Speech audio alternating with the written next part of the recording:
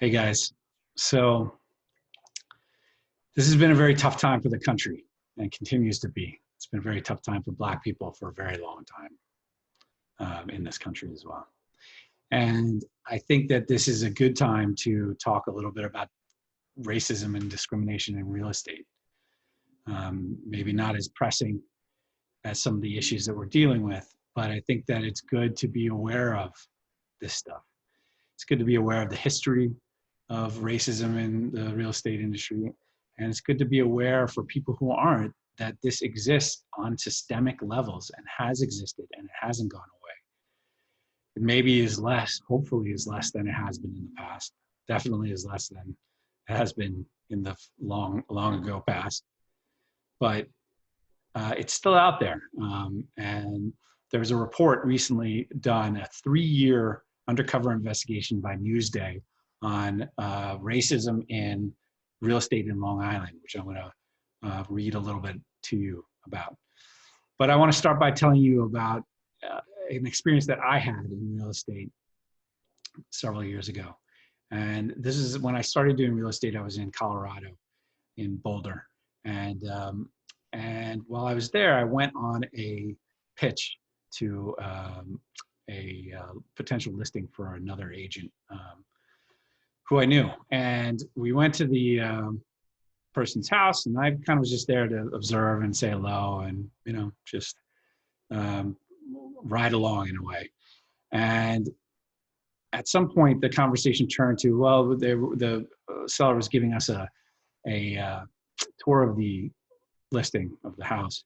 And then at some point, there was just kind of regular conversation, joking, showing us the nice things that they'd done to upgrade the house. And then at a certain point, this homeowner said, "Oh, please, bring nice people for our neighbors.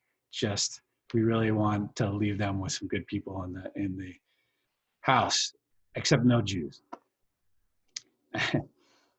And I was like, I coming from New York, I was like, oh, that was obviously a joke, right? And it wasn't a joke.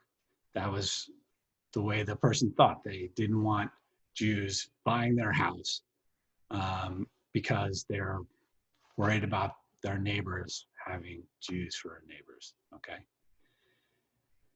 At least that was what was essentially said and implied. I feel uncomfortable even talking about this, to be honest. It made me so uncomfortable then.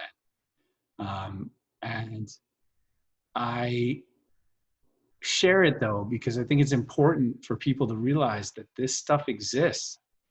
It's out there, and it's out there maybe a lot more than you realize if you're a white person in the US. If you're a Black person in the US, that this stuff exists because you deal with it on a daily basis. Okay, I'm half Asian and I deal with it on a not very regular basis, but I do see it probably more than my white friends.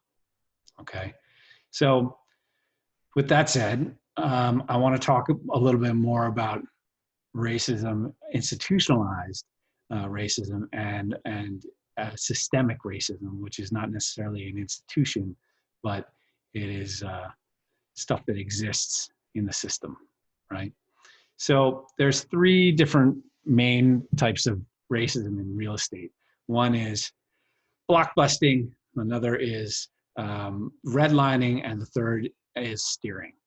Blockbusting is something where, real estate agents might go in, like they would say, like a minority, let's say a Black family moved into a white neighborhood, and they would go to the white neighbors and they would say, hey, listen, you got to list this house with me because, the neighborhood is taking a turn, and, there are going to be more minorities, more Black people moving to your neighborhood, and the property values are going to go down. So you better list with me right now and sell it and get out while you still can. Okay, that's blockbusting.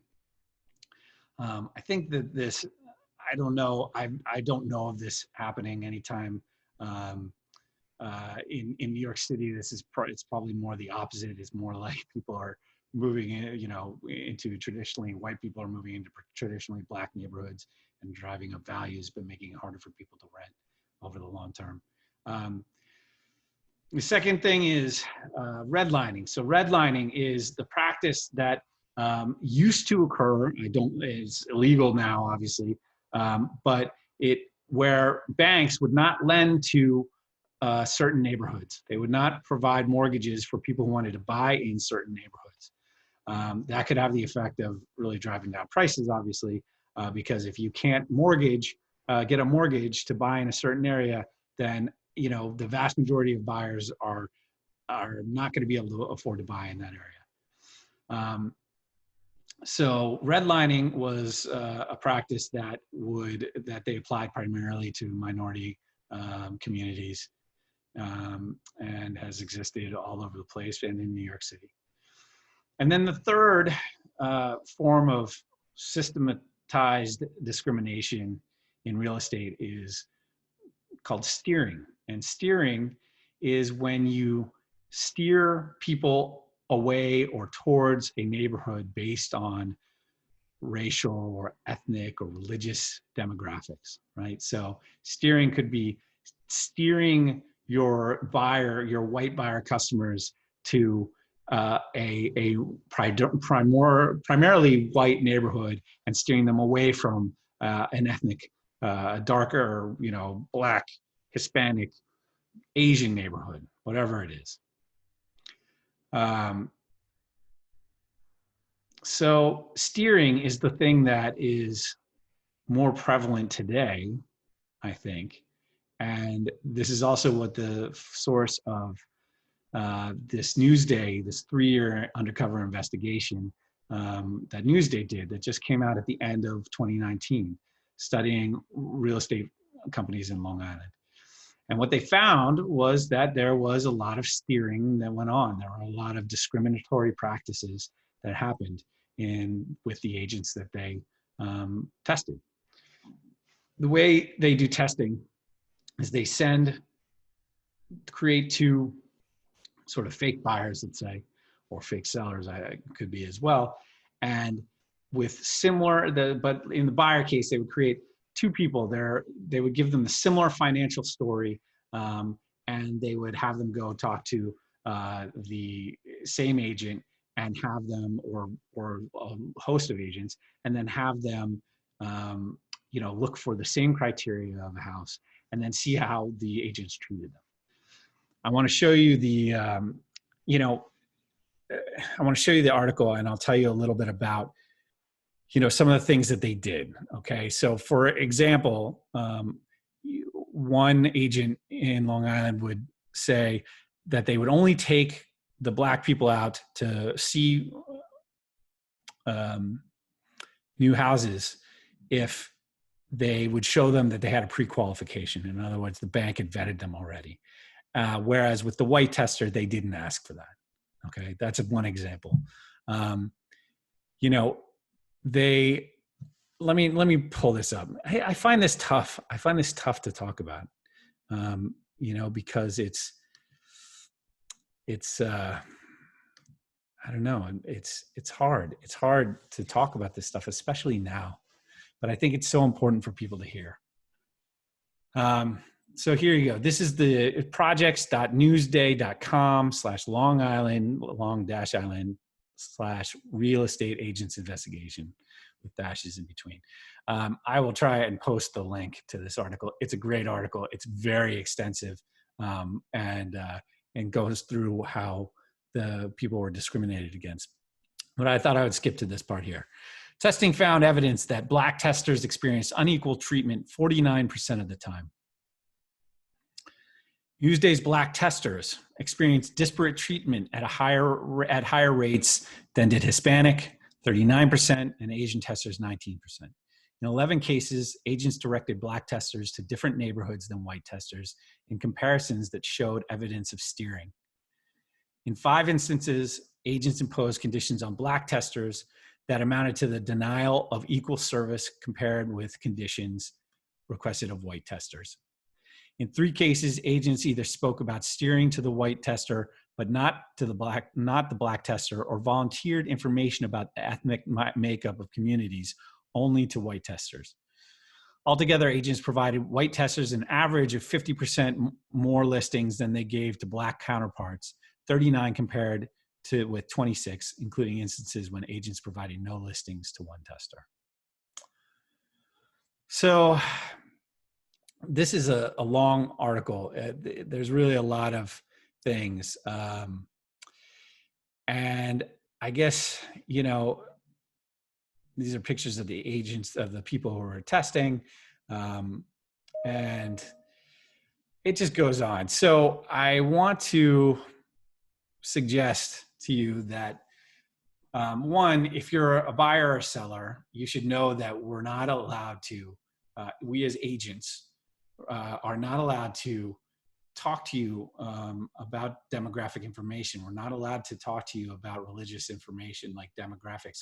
When you ask us, you know, what kind of people are in the building or what kind of people are in the neighborhood, you have to do that research. If that matters to you, you need to do that research yourself, okay? You know, even schools, right? The schools, we're not supposed to talk about schools because for different sets of reasons, but crime, we're not supposed to talk about crime, okay? We're not supposed to steer you away or towards certain neighborhoods because of these things, because of the systemic existence of bias in the real estate industry that has existed in the past and continues to exist today. So